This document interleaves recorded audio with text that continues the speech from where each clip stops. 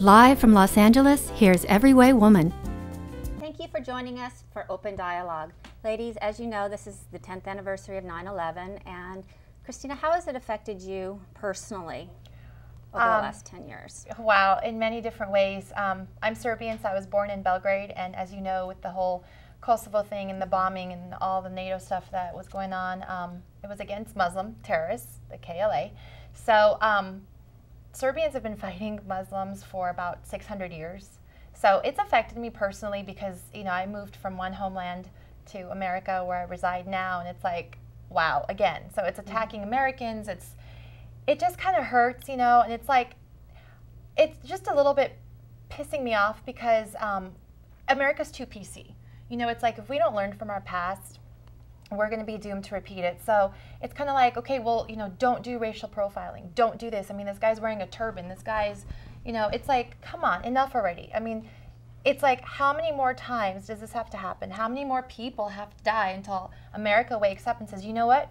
Look at Israel. I mean, they're doing things right because that's been happening for years. So we should take around the world what works and learn from that and implement stop it being into... so politically correct. I mean, you know, things have to give. Things have to give or people die. That's just how I'm curious to know about your family. How, generally speaking, how did they manage over the last 10 years? Well, I mean, luckily, I mean, my family's, a lot of them are in Serbia, but a lot of families here on the West Coast, so thankfully nobody was in the East Coast, but it's hard. I mean, it's hard, you know, it's like the same thing in Israel. You're walking down the street and, you know, it's not that bad, but it's to the point of people do, you know, do you find that your relatives do things a little bit differently just because they're a little more sensitive? Oh, absolutely. They do things differently.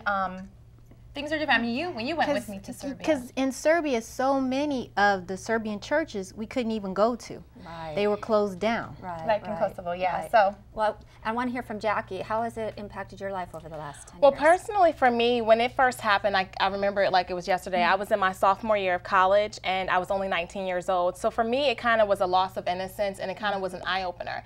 Like nothing that big had ever happened in my lifetime, and I immediately referred to like history books and was just like, it was crazy and very surreal.